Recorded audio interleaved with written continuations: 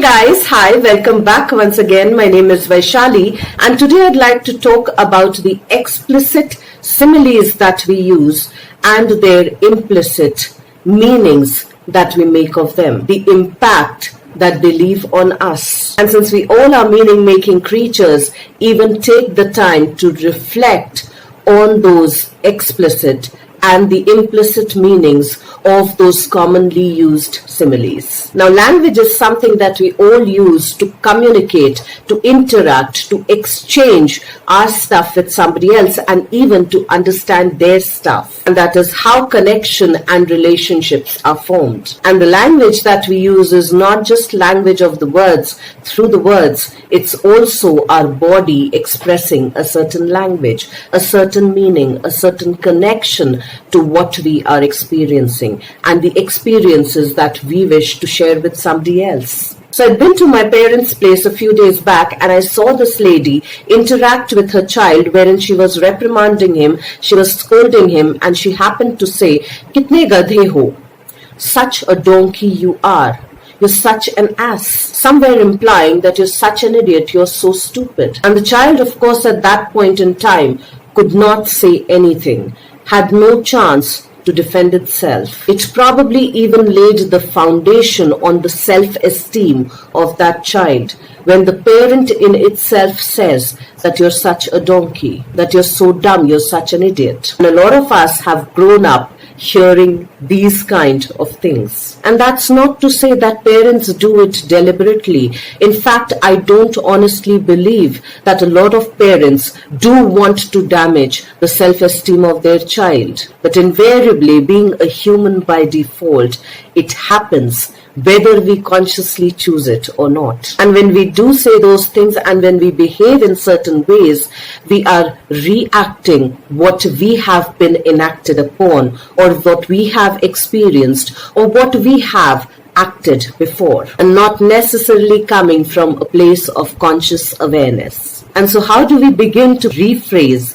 these similes that have been endowed upon us? Now, there's a famous saying by a philosopher that goes that life is lived in forward, but is learnt and understood in hindsight. Since it's learnt and understood in hindsight, we need to develop more reflective and contemplative practices. Unfortunately or unfortunately, many of us are not taught reflective practices. And since it's learnt and understood in hindsight, and if we do not reflect, if we do not stop to contemplate, we keep repeating and playing the same things, not only in our lives, but in others' lives as well, over and over and over again. And if we need to break that pattern within us, and the pattern that we probably continue forward, we need to engage with ourselves. In fact, I believe that would be the highest form of self-love if we give time to ourselves to reflect on ourselves. So later in the day, when I reflected back on that particular dialogue,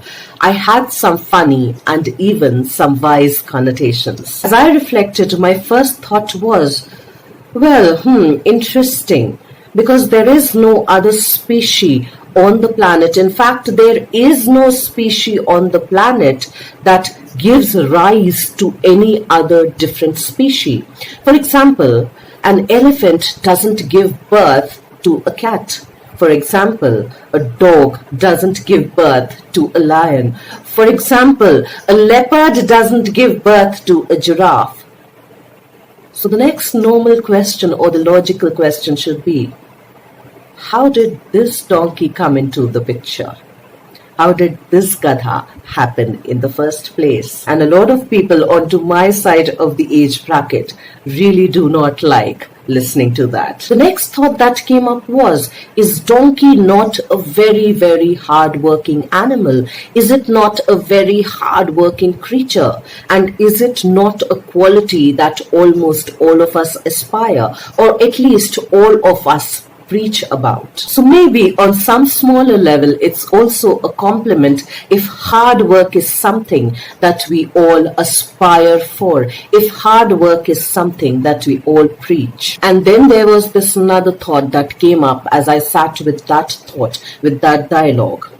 And that was, probably a donkey is a donkey to some extent and not in complementary ways, because it is carrying somebody else's burden without negotiation. A donkey is carrying somebody else's load without saying that I will carry your load only up to a certain point, that I will carry your load only for a few hours. And probably it is here where the donkey needs to negotiate that I will carry your 200 kilograms or even 500 kilograms for 5 hours straight without stopping, without asking for anything in return. But after those 4 to 5 hours, I need my break. I need you to unburden me. I need this load to be off my back. I need to be fed well. I need to be nurtured. And I need to be given my me time to rest and recover well. And probably it carries the weight of that load for far too long till the time it cannot do it anymore, and then it kicks back. And when it kicks back, we call it an ass, we call it a donkey. Well, the interesting question would be, it would have probably not kicked back had that interaction taken place, had that negotiation taken place. And had that negotiation taken place, we would have had a different kind of a respect for the donkey itself. Let's try and think about that a little more. Let's try to become a little more reflective, a little more contemplative, because if life is lived in forward and learnt and understood in hindsight, I think we need to be able to learn this dance a little better. Let's try and do that for ourselves, and I will see you once again the next week. Till then, stay tuned in. And guys, if you do like the contents of my videos, please do like, share and subscribe.